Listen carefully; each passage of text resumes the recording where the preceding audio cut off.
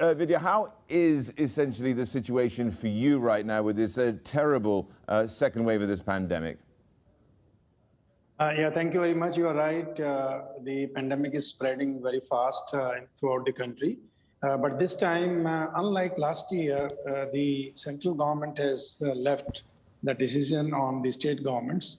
And the state chief ministers, they are taking the decision as to whether a partial lockdown or full lockdown or night lockdown is to be implemented or not. Basically, it depends upon the state chief ministers. Like in Delhi, it has been done for 7 days of lockdown, but in adjoining state UP, that is Uttar Pradesh, it is only on weekend, that is Saturday and Sunday. Similarly, in Rajasthan, there is a lockdown, but the industrial units are working, and so are in Maharashtra near Mumbai. So most of the industrial units, they are working. So so far, there is no impact on economy, no impact on manufacturing. But yes, of course, the country is struggling as to how to control this pandemic. This is a situation, and the authorities are working on this. Of course, this is going to affect people and their ability to get to work or their reason to go to work in the first place. But also, we've got this oxygen demand, medical grade oxygen that the Indian government wants to conserve. You, of course, use oxygen in your processes. How much oxygen do you need, and are you getting it? You see, every day in the country, we need about, like in a state like Delhi, we need about 1,800 tons per day of oxygen. And that much is available. The entire country's requirement is about 8,000 tons per day. And if we see that the steel plants and the independent oxygen manufacturers put together, we can produce 8,000 tons. There is no problem. Now, what the steel industry has done, voluntarily, we are offering the liquid oxygen to state authorities. There is a nodal agency set up by the Government of India in Delhi. And we upload our data that how much liquid oxygen do we have today. And then they will allocate that, okay, this much will go to this particular city and that much will go to the another city. And this is centrally monitored. But Vidya, we are seeing escalating cases in India. That would mean that India would need even more oxygen supplies. I mean, might that, at what stage, at what rate would production be impacted? Production will not be impacted because as of now, the steel plants, all steel plants in the world, they have two streams. One is oxygen directly as a gas to be used in plant, and the other is liquid oxygen. So at the moment, the requirement is liquid oxygen. So liquid oxygen stock we do keep in our plant just for the safety margin. Suppose we take the shutdown or there's some breakdown in the plant, in the oxygen plant, so we can work with the liquid oxygen. So now the liquid oxygen is basically, it is a safety stock. So we will not be utilizing it as a safety stock for steel making, but this will be utilized safety stock for the mankind, for the human being. And it is available without any problem. And Indian Railway is also working very closely with the industry. They are taking tankers, the truck tankers on their wagons and then transporting to different cities. So I think production, so far, it has not suffered. Maybe some 5% or 7% of the production loss will be there, but it is nothing. We can make it up in times to come. Our first and foremost responsibility is to save people, and there is nothing precious than the lives. Vidya, taking a look at India's steel exports, they rose about 30% in the last financial year. Is that pace expected to be continued? Yes, this is going to be in the similar fashion. So 30 to 35% export will be there from India. And this is because the international market is excellent. The Indian steel prices are still lower in the world, I would say. Like, for example, hot-rolled coils in Western world and hot-rolled coil in America. America, it is, I think, more than $1,300 a ton. And in Europe, it is about $1,000 plus, maybe $1,100.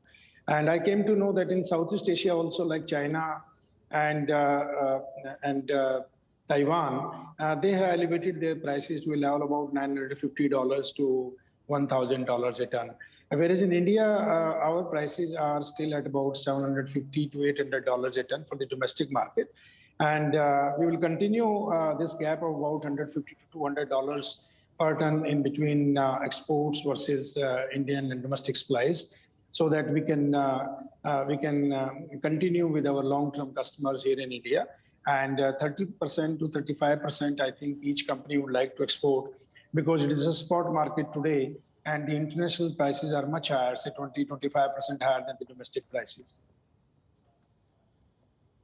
Is there a sense that Jindal Steel might be raising prices in the coming months?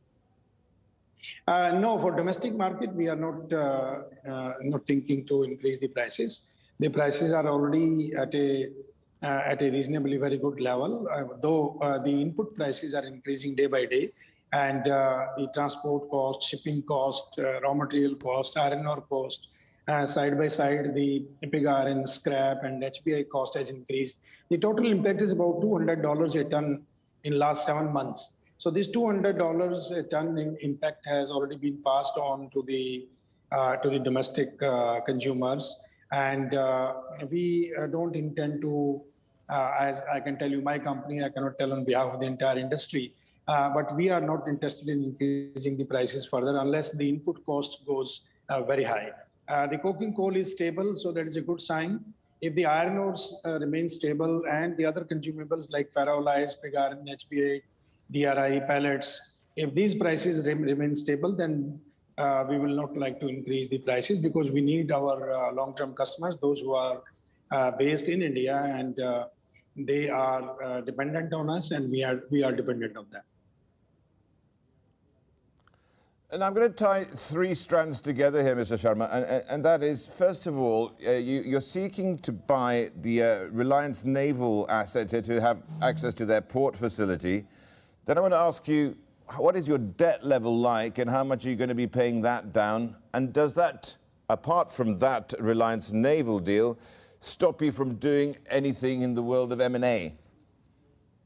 You see, Reliance Naval, we visited there. We also shown our expression of interest, but finally we came to know that the local authorities in the state, that is called Gujarat Maritime, they had already cancelled the land rights of Reliance Naval.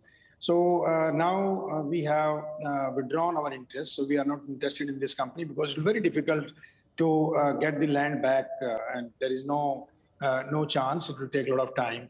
So this deal is, we have withdrawn, and on the reasons, because the land rights are withdrawn by Gujarat Maritime Board. So this is no more on annual. As far as the other M&As are concerned, we are not interested in buying anything outside India, because India growth story we believe in, and India is going to reach to 300 million ton of steel making in next 8 to 9 years time. So our major thrust is to develop in India and to go for the brownfield expansions as well as greenfield expansions within the country. And India being the second largest populated country in the world, the first largest populated country in the world is China. And China is consuming about 1 billion ton steel every year, so 1,000 million ton. So our target reaching to in next 8 years time to 300 million ton is very much possible, and it's very much moderate also. So this is the reason we are not interested now going out of India, and no mergers, no acquisitions. We want to reduce our debts. We want to be a debt-free company. And in Indian rupees, we say a formula we have devised for our company that is called 15, 15, and 50. What is 15? 15 is 15,000 crores Indian rupees of debt, total debt, 15,000 crores of EBITDA, and 50,000 crore. 50 means 50,000 crores of sales turnover. So this is what we are working. So $1 billion is equivalent to 7,500 crores now. So say about $6.5 to $7 billion of total turnover, and $2 billion of total debts, and $2 billion of total EBITDA. So that is our aim, and we are sure in the current month we will achieve it. In the current year, sorry. The financial year started from 1st of April to 31st of March next year. These 12 months, we will achieve this target of 15, 15, 50, or you can say 2 billion, 2 billion, and 6.5 billion.